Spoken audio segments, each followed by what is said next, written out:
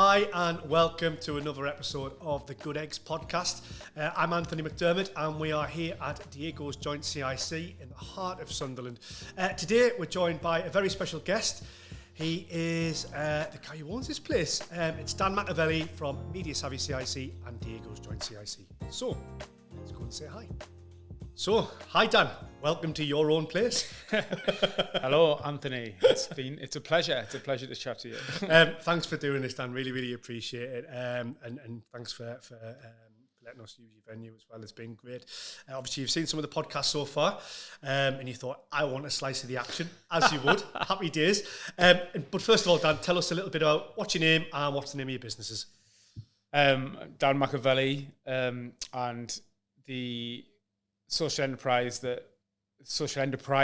that I sort of lead on are Media Savvy CIC, which we established way back when in 2010, lifetime ago, and then where we are today in Diego's Joint CIC, which for a couple of years operated as an arm of Media Savvy, and then has become its own legal entity as of January 24.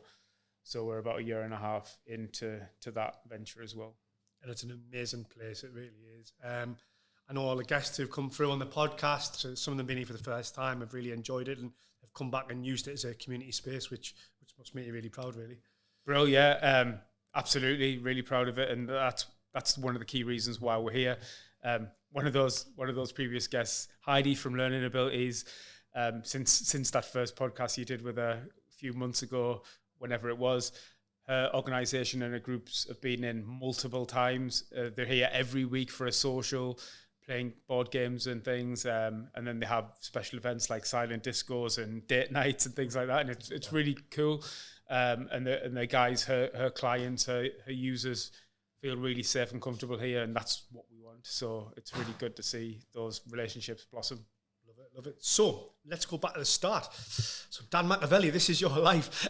So Dan, tell us a little bit about where you grew up, what life was like as a young man, because I'm taking that you probably didn't leave school and think, I want to become a social entrepreneur.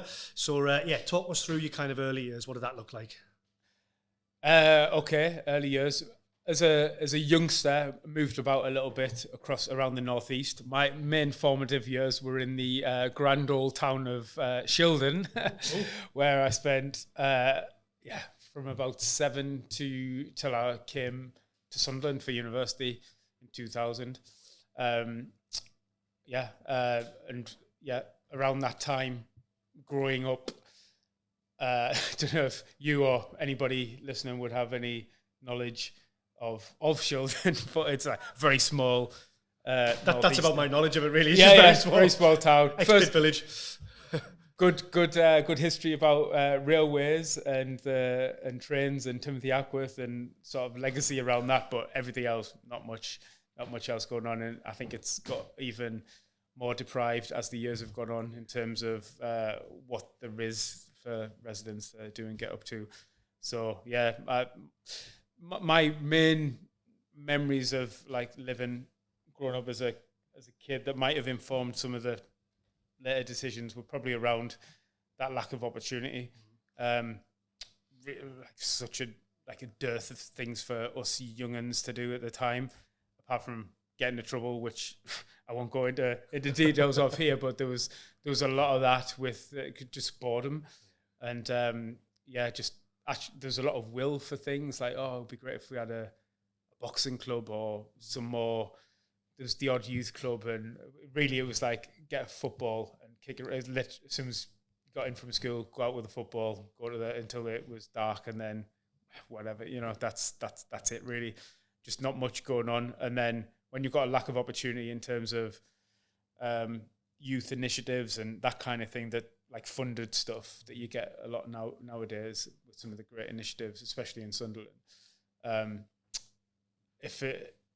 There was none of that, and then there was also nothing that was even if there was things that you could actually pay for, there wasn't much money around. It's not a place of affluence, sheltered. There's not much money that the kids and families had as disposable income, so it was a bit of a double whammy. So that was my main kind of experiences and memories from that point of view, and how that then later went on to inform my own kind of trajectory. I think it played a bit into it, and we'll probably get to that. Definitely. No, definitely. And I guess, coming from such a tough start, I suppose, in many aspects, in a place where opportunities probably were lacking, to get to university must have been quite an achievement. Yeah, so there was 4 classes in my secondary school, all with about 30 each, so 120 kids or so.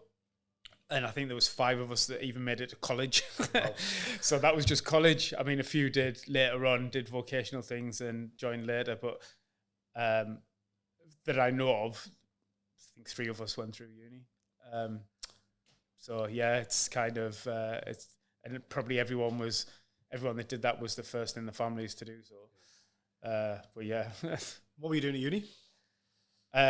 Same thing I'm doing today at uni, which is another story. But yeah, I was, don't even remember what the name of the course was at the time, but it was around film theory and practice. Now, a little birdie tells me you're a bit of a horror movie buff. Did that come from kind of a young age, watching movies, and did that take you in that media journey, would you say? Or it didn't take me in that journey, but I was a horror buff for throw my mother under the bus. But I used to always watch from the late 80s onwards, like all the old band Vipco, Cult Classic, all the infamous 70s and 80s movies that you couldn't get your hands on at the time. You get the dodgy VHS tape that would get passed around of Texas Chainsaw Massacre and stuff. And I mean, you know this already, Anthony. A few people do, but I saw in 1988, I think, or 89, I saw Dawn of the Dead for the first time, and it's been my favourite movie ever since. And if you go in my office, you'll be able to quite obviously see that. But yeah, no, I've always had a little bit of a thing for horror genre, and especially the B movies and stuff, and didn't really inform my journey so much, but yeah. So university, you were here in Sunderland, is that right? Yes, and still here today. Many years later. Never left. You did that 3-year course, was it? And then was there kind of a role that kind of sprouted off the back of it? What did work look like after that? So I had in my summers, I was going to spend 3 months in both of my undergrad summers in America working and things, and my intention was to go back again and try and stay out there after my final graduation. And then a week before that, I can't remember, England had a match. I can't remember what tournament it would have been. It was probably a friendly in around May time 2003. Had a few too many pints of Guinness, was walking back home to my flat, and then next thing I know, I'm waking up on the road, having been wiped out by a taxi with my elbow bone hanging out and collarbone fracture and other things. Anyway, that put paid to my instant plans, and then I ended up taking a different trajectory and ended up on another master's degree at the uni. And as partway through that, myself and another guy in the course, Neil, we got an opportunity to go and do work experience at the football club, Sunderland Football Club, and then that went from work experience to carving out a part-time role and then a full-time role, and I was basically responsible for the early, what was to become sort of online TV. So it was a new thing back then, 2007-ish, 6-7. So we created SFC TV and the content for it, and got it off the ground that way, and then it became huge. Obviously, like today, it's like huge. That's been cool, though, especially being a football fan yourself. I think you're an Arsenal fan, is that right? Yeah. So working around probably a bigger football, but working around a football club must have been really cool, as a young man coming through and learning his trade and learning his craft. How was life for a football club? Premier League football club, I'm guessing at the time. Yeah, well, it was. So I for anybody that isn't got any vague knowledge around the football scene, I arrived at the club just before Quinney and Drummondville Consortium appointed Roy Keane as manager, and I ended my time there. I left literally a few weeks after he left, so it was the Roy Keane years where I was there for. Good years, because a Sunderland fan. It was good, yeah. It was mainly Premier League, loads of stories. lots of ups. This could do a whole podcast just on my time there, but yeah, it was fun. It was like obviously one of the main things at the club, which was frustrating for me and some of our team, was that it was kind of a little bit. We all work for the same organisation, but it was very much the players and the coaching side of things. They've got their rules and regulations and expectations, and it's very different. It's almost being part of another organisation. But there were some really good highlights. It wasn't always easy, and towards the end, it was tricky for many reasons, especially for the staff. But I wouldn't swap it. It was a great experience. Yeah, I can imagine that's really stood you in good stead working with a big corporate organisation and that's out there doing it. I guess that's some of the learnings that you take into today's work, and especially when you're talking to your own students at Sunderland University of Sunderland now. Would that be fair to say? Yeah, quite probably. It's not something I ever think about or consider, but if I drilled down into it, there probably would be some of that in there. It was quite fun to, at the time when Niall Quinn was the chairman, and he was a great leader to be around. I probably took some things out of his leadership book, because he's just a lad and just a normal guy who no pretentiousness or anything, and just he would. Yeah, I won't throw Niall under the bus with some anecdotes about some of his stuff, but none of it X-rated or dodgy in any way. Just like a normal guy, which is what you want from somebody in a position like he was in. No, definitely. So you're at the football club. Quite a few qualifications at this point, obviously, as well. From uni, you got your masters. So you leave the football club for obviously it was challenging at the time. What's the next steps for you at that point? So, while I was doing my masters, and then in the early time at the football club, I was building up my freelance work anyway, and working with a guy that I'd met as part of the masters who worked in the NHS, and we were doing some paid commissions around documentaries around serious mental health issues and some stuff for the Scottish government and the NHS England and things like that. And that was building up quite nicely at the time. And that's when I was sort of running as a sole trader in the background under the name Makaveli Productions. So it was literally, I went back to university to use their graduate free office space and support to really give that a go. And that was my first move from leaving that full-time employment. That's quite scary though, isn't it, going from full-time employment to making that step and thinking, I'm going to give this a go. How was that transition for you? Do we swear on this program? Yeah, you can swear as much as you want.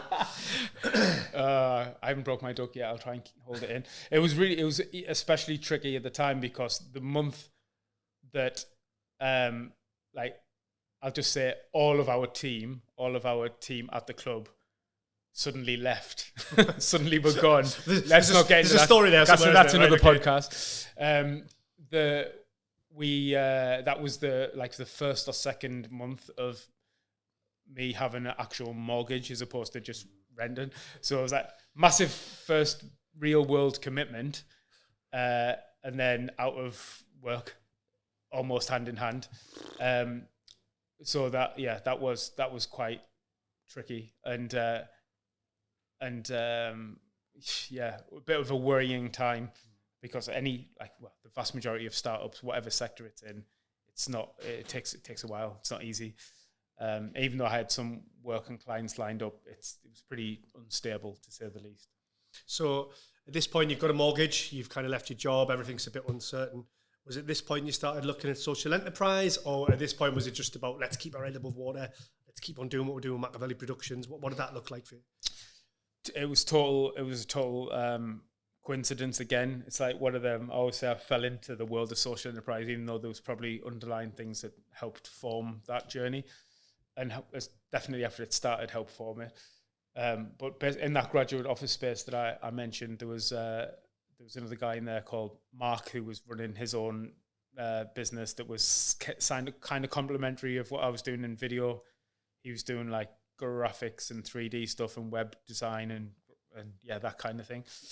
And my old flatmate was working in a school which has long since been demolished in over in Stanley, and they had. So this was in 2009, 9 probably, and it was the very last bit of monies that was going around from like creative enterprise in schools and stuff, from the heyday of New Labour from Tony Blair. There's a little bit of money left around there before the 2008 recession cuts really kicked in. So anyway, long story short, the school had a little bit of money left to deliver a program. It was about cultural identity and cultural awareness in a deprived area. So they wanted to do some stuff, some cool graphic stuff on green screen, some video production stuff. And they had an animator attached to it, and they attached me as the videographer because my flatmate got me in. There was problems with the animator, and I said, I know a perfect guy, i.e. the guy that sits opposite me. You'll get more bang for your buck because we can collaborate much easier. They agreed to it. We went into the project over a period of months, 4 or 5 months. We thought it was fucking shit. We thought it was the worst thing because we were used to polished corporate stuff. And the kids had a hands-on to everything, which was brilliant. But at the time when we saw the final product, it was garbage. Not how the school or the parents or the governors or anyone else saw it. They thought it was the best thing that ever come out of the school, this project. And it was like penny dropped a little bit there. And we also enjoyed the process. And myself and Mark both came, me shielding him, Hendon actually, where we're sitting today. We grew up with similar backgrounds in terms of deprivation and lack of opportunity. And we really enjoyed giving something back, especially in the creative industry side of things. What year was this, by the way? That would have been 2009. Okay. So we collaborated on this project. Ended up, we hated it at first and grew to love it later. It was a massive success, and we were like, do you fancy doing more of this? A couple of conversations, and then a few months later, Media Savvy was born, and that was sort of acted as a accidental pilot. The main thing that changed though was the first goal and ambition was for Media Savvy to support young people and in the creative arts and empowerment and all that we've done for the last 16 years.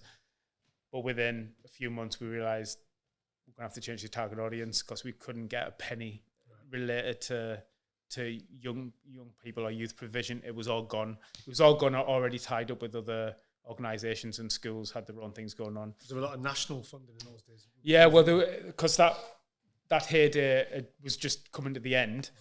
And actually a long-term colleague, Richie, who now runs Sunderland Community Action Group, we had a meeting with him when he was over at HIP, Hendon Young People's Project, at about like 2010, 11. And we gave him the grand sales pitch within the first year of trading, and like all this ambition and vision of what we could do and do.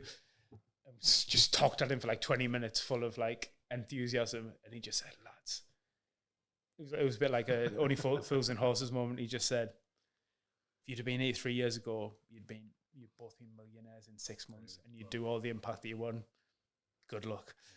For the first 2 years, we didn't take a wage, worked our ass off, didn't take a penny, and just like, I'm jumping forward here, but at the point where Mark left, he went and did a PhD, which was good at the time because we were sort of getting to the point where something had to give. Yeah. And then, so he left, and I was probably within 4 to 8 weeks of having a jacket. I knew it was going to work, but I was running out of time. And then something sort of clicked into place just about the right time, and then hit that turning point of sustainability literally 2 years in. And was social enterprise a term that was thrown about then, or was it more just you were just a business just doing well, stuff? We were legally a social enterprise, and how did that come about? Because I'm guessing 2009, social enterprise was only 6 years old. Yeah, so that was pretty unheard of. I mean, it's still difficult now, but in those days, how did you find yourself going down that entity route? I can't. Obviously, we knew what business was, and we knew what self-employment was, and sole trader, and knew what charities were, but that was probably it. So at the time, we went and we got an appointment with the old SES, and the legendary Kevin Marcus in terms of the sector. And he talked us through everything basically. And he said, based on what I've said, what do you think you are as a business? Or what I said, well, we both looked at each other and said, well, we're a community interest company based on how we affect. He said, I'm glad you said that because I totally agree. And then he helped us with our mem and arts and the setup, and rest is history, really. But we didn't know. It was like an hour meeting, and then by the end of it, we were like, yeah, that is us. Just digressing very slightly, and we'll talk about this later, but isn't it sad that we're now, 16 years later, and people still don't really know what social enterprise is? It's still not as commonly thought of as it is as mainstream business, and it's just... it's amazing to me how many different sectors that don't, like banks that don't understand it. It's like, how are you in banking as a senior staff member, executive, whatever, in 2025, and you don't understand the concept behind it's not a charity. Like, why do you still not understand this? But yeah, it is frustrating. But on the flip side, it's frustrating for me to see social enterprises just cropping up left, right, and centre, that in the same way that we absolutely were when we described everything to Kevin, they absolutely aren't. But they're being badly advised, and they're setting up because they think it's a gravy train for funding, where it's not. And then that's just diluting the market for all the legit social enterprise and non-profits that are out there, because they're flooding the market with all these other things. And if you're not a social enterprise, but you've got a good bid writer to make you sound good, etc., and the faceless organizations that you apply to for grants and stuff, not all, but some are faceless because they've got so much to do in the national based and whatever.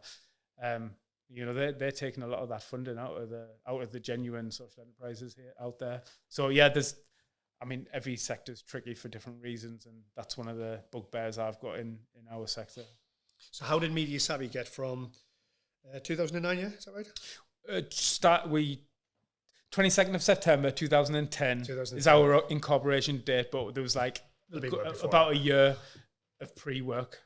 So from 2010 to 2025. What's that? I know we haven't got long, but what's that kind of pathway look like? What's that? I'm guessing it's been up and down along the way. Is there any kind of pivotal moments that you thought within that time frame that you can really think about?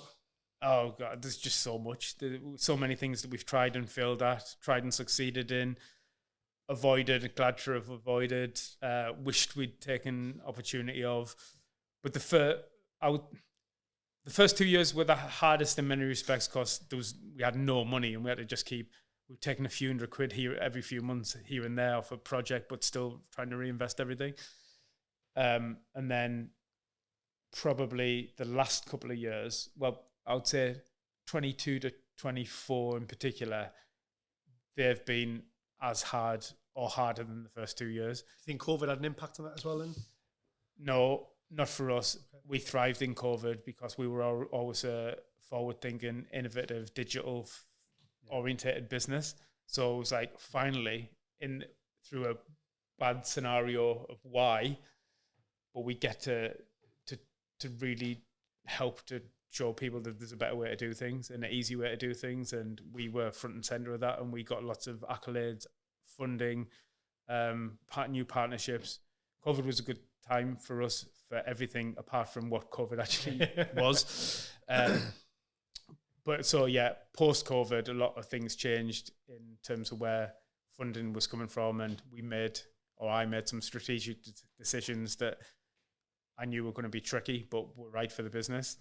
But they were just a little bit more tricky than I hoped them to be. And we're still recovering from that, but it was for the right reasons, so I've never got any qualms about that. And so Media Savvy, how did Diego's joint come about? And so that's what, 2022 when you first started, 2021 when you first meet with the idea, is that about right? Or yeah, well, yeah, 2020, 21-ish. So we're in Sunniside Gardens here in Norfolk Street, a lovely area of the city centre, but problem is there's nobody really around, as you'll see outside there in the lovely autumn sunshine, but nobody's walking around. That's another issue altogether. So we had an opportunity. There was a bit of stagnation setting in to me personally in 2018. And we were in a managed office space at the time, really good space that was managed through the university systems, not the graduate space. We were paying for officers by that point, and I just thought just needed something extra. It was like going through the motions, still really getting a lot out of the impact we were having and everything we were doing in the organisation, but just needed something else. And that ended up being, right, we need to take on our own premises and really have a project. And we really like bit off a lot, considering never done any of this before. And ultimately it involved, taking on a couple of totally dilapidated, not fit for purpose businesses, knocking them through, didn't have plumbing or heating in. So where Diego's Joint is, it was literally one, before we had it, it was two separate buildings. One was an old doctor surgery, one was an old office spaces that were linked to the other building that it's not linked to anymore. It was just totally all over the place. So from day one, we moved in as Media Savvy, and from very early on in that point, after 2018, just thought about, really cool if we used the ground floor at one point to do something else. And then like over that kind of idea and that vision materialized a bit more as the next couple of years went on. And the most annoying thing about that is we were 95% ready to go pre-COVID, and we were just waiting on, because it was some really complicated things with the structural calculations for the steel support and everything, and it just took a bit too long, and then it crossed us over the threshold. So apart from that being a bit of a delay, our budget went up by like 60% or something because of the the knock-on effects of COVID, and then all the other cost of living things that crept in immediately was not accounted for when we were planning all that. But we just roll with the punches. And how Media Savvy and Diego's today, bringing us up to date today, how are things going?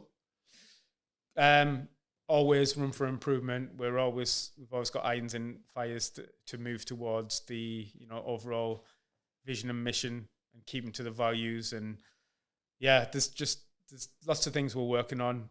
It's no point. I don't like talking about things that aren't actually here in the reality yet, because you never know what will happen. But both businesses are stable and moving forward, not without the challenges, like with 90% probably of businesses in our sector. But it's all onwards and upwards and positive, and see what we can do. We're one of the things that is good about being in this area in the city now is it's just unprecedented, the amount of development and ambition in the wider city. The buzz is there for everybody to see, isn't it? Absolutely. You walk around and there's buildings going up here, there's cafes, restaurants, hotels, you name it. It's here, it's happening, isn't it? Yeah, it's one of them, the old anecdote about when you go to a new city and you see cranes everywhere. It's like, it's a really positive sign. And that's what you see here at the minute. And that from where I came here just after the original Vaux had closed down, and that just sat as a wasteland for 15 years or plus. And you just think, is anything ever going to happen? And then finally it's all kind of been in the last 5 or 6 years where it's just gone overdrive, which is great. And hopefully, touch wood, because you can never say for sure, but Media Savvy and Diego's Joint will be here to reap some of the rewards of that regeneration as it sort of really takes hold, and the city keeps moving onwards and upwards. No, I'm sure you will. You're a pivotal part of the community now, so I'm sure you will. Last couple of questions for you. These are excellent questions, you'll be pleased to know. One of the questions is, what is your scrambled egg moment? So what would be, you see on your business journey, what would be the moment where it was all going a little bit wrong, but you managed to fix it and sort it out? What would you say is your scrambled egg moment? It was all going a little bit wrong and we managed to fix it. Probably quite a few of those moments. It was all going a little bit wrong. Well, maybe not going a little bit wrong, but the just that example of moving into our own place, because that just opened lots of opportunities. It was going a little bit wrong along the way because we were just diving into something entirely new.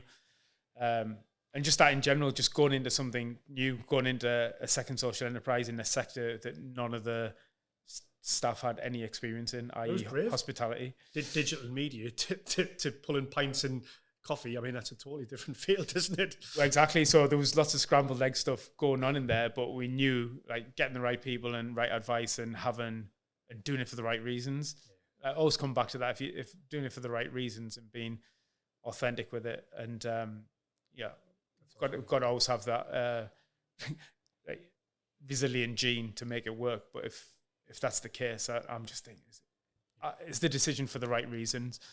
And if it is, then we'll get through it. But lots of scrambled eggs, cracked eggs, broken eggs over the years. But the best ones are probably best kept off mic, to be fair. Well, what about your good stuff then? What about you? We ask, what's your golden egg? So what's the golden nugget that somebody's given you or you would give to somebody else? What would you say is that one piece of information or advice or guidance, whatever it might be? What would you say is your golden egg?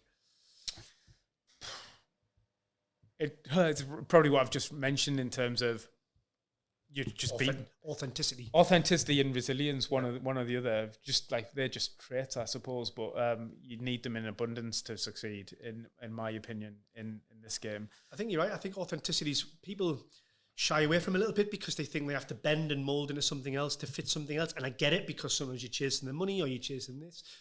But I think 99% of the time, if you stick to your guns, and this is why we're doing it for the right reasons, and that's exactly what you've done throughout, isn't it? Yeah, I would say so. I mean, when I first went self-employed and then into Media Savvy, I had two goals in self-employment. Can you guess any of them? Rich? Nothing to do with money. Have a company? No. My two things were, one, I didn't want to commute. And when I say I didn't want to commute, I mean like reasonable, as in 5, 10, 20 minutes max. You didn't want to work for anybody else, is that right? No, that's probably come later, but didn't want to commute because, no offense to anyone that does, but I think you've got to be wired to be able to give that proportion of your life away to, I mean, it's better these days with the amount of podcasts, books you can listen to and stuff, but that was one. And the second one was, I wanted to be able to dress like a tramp every day. And by that, I just mean I don't want to be worried about having to wear suits and, fit. There's so many players. I sometimes make a point to go to events looking a bit scruffy because it's like, if you want to judge a book by its cover, then so be it. It's probably caught off my nose despite my face at times, but there's plenty of people out there in the slickest Armani suits and loveliest dresses that actually haven't got much to offer, in my opinion. And I think just how you, I mean, there's a threshold, personal hygiene and, cutting your nails and whatever else. But yeah, not a tramp, so to speak. But I just, you should be able to be authentic and dress as we are today, hoodies and just casually. And that doesn't make us any better or any worse than anybody else out there. So there were the two things, and that harkens back to the authenticity thing. So me wearing a suit on a daily basis to do any type of job for my own company or someone else's just wouldn't be authentic, and I would never last like that. Love it. And my last egg-related question is... Only one more egg-related? Wow.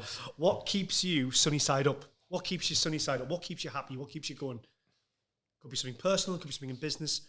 What is it that keeps you motivated every day? Probably the thing that stresses me out the most every day. It's the diversity in what I have to do on a daily basis between two, and we haven't touched on it, but as well as the two social enterprises, I've also got a full-time job.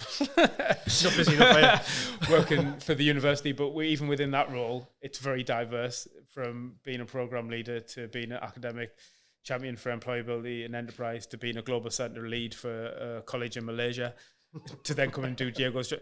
But it can get really, it can really overwhelm you at times, but at the same time, I can jump from one thing to another. I always get all the important stuff done for the businesses and for my job with the university. Don't let anybody down. And that diversification within the roles is something that motivates me and keeps me going. But yeah, obviously there are times when it gets overwhelming, like, what the hell am I thinking of doing this? But always get past them. To date, touch wood. I love it. One thing we haven't touched on, which we'll touch on, sadly, just briefly, because we're running out of time. Diego's, named after the boy himself, Diego. You've got to say a little bit about Diego, because the guy was a legend, wasn't he? Well, yes, his legacy lives forever through Diego's joint. So yeah, Diego was my pooch, my best mate, who sadly passed away a couple of years ago, but he was my right-hand man, and we named the place after it. It was going to be like, regardless, he was named after him long before we lost him. And he was a bit of an iconic figure for the first year or so when we were open and people would come in and see him and stuff. But yeah, I mean, it's things like that that's one thing I don't have as much of these days, like going on long walks as you do when you've got a massive dog with loads of energy. And he was massive, all right, wasn't he? Bless him. Definitely. Just to, clear the head sometimes and think a little bit more strategically. One thing we haven't had a chance to talk about is that getting stuck in those, all of us working on the ground in social enterprise, I would say the vast majority of us, we do get stuck working in the business because you're firefighting and you're solving problems, and you really never get enough time to work on the business. And those long dog walks that I used to have over the years give me a little brain space and time away from being in and amongst activity to actually think a bit more strategically and be a bit more thoughtful. And yeah, we could all do with carving out a bit more time to be able to do that, thankless task that it is.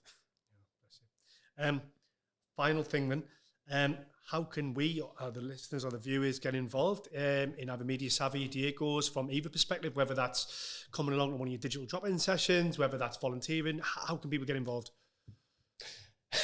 Funnily enough, we've spent however long we've spent talking about this, and we haven't actually explained anything about what the social enterprises actually do. Yes. So I won't do that now. That's for another time. But in terms of Media Savvy, we're one thing we are as a digital design agency specialist in terms of the vast majority of digital needs, from video production, animation, podcasting, design work, illustration, content creation for social media, that kind of thing. We've got staff in-house and experts that can help with that, as well as and any profits that we do generate from that, doing private work or corporate work. It just enables us to put on free sessions that are totally inherent and linked into our community work that we do and the impact that we have there. And we do have, you can Media Savvy CIC on all socials, up to date on everything. And for Diego's Joint, if you're part of a group or a community organisation, we're always happy to have you in here to host you for events. Most of the time, where possible, you can have the space for free, especially if you're part of the sector. Just come and drop us a line, ask, and we'll do what we can for you.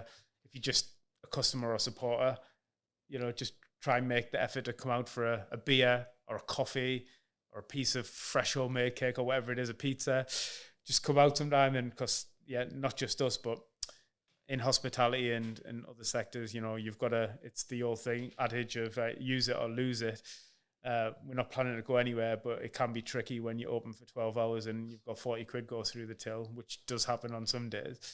But we're not here for the profit. Otherwise we wouldn't be here in the first place. But we do have to make, social enterprise, we're a business. We have to make money as best as we can to be able to do the good things that we try and do. So just come in and come to an event, come to a comedy night, come to a music gig, something we've got on, or just come in for a coffee or something. Reach out again, Diego's Joint CIC across social media. You can find us on Media Savvy quite easily. Love that. So you've been told, come and drink beer, right? Drink coffee and eat the best pizza in all of the town, because you'll love it. And if you're teetotal, we've got an awesome selection of sodas and not alcohol-free beers as well. So we've got you covered. But great, honestly, thanks so much for your time, Dan. It's been great chatting. Thanks for sharing some of your nuggets, some of your challenges along the way. And I can officially confirm you are a good egg. Thank you very much. Awesome. Can I put this on display? Yeah, cheers. Cheers. Right. See you later.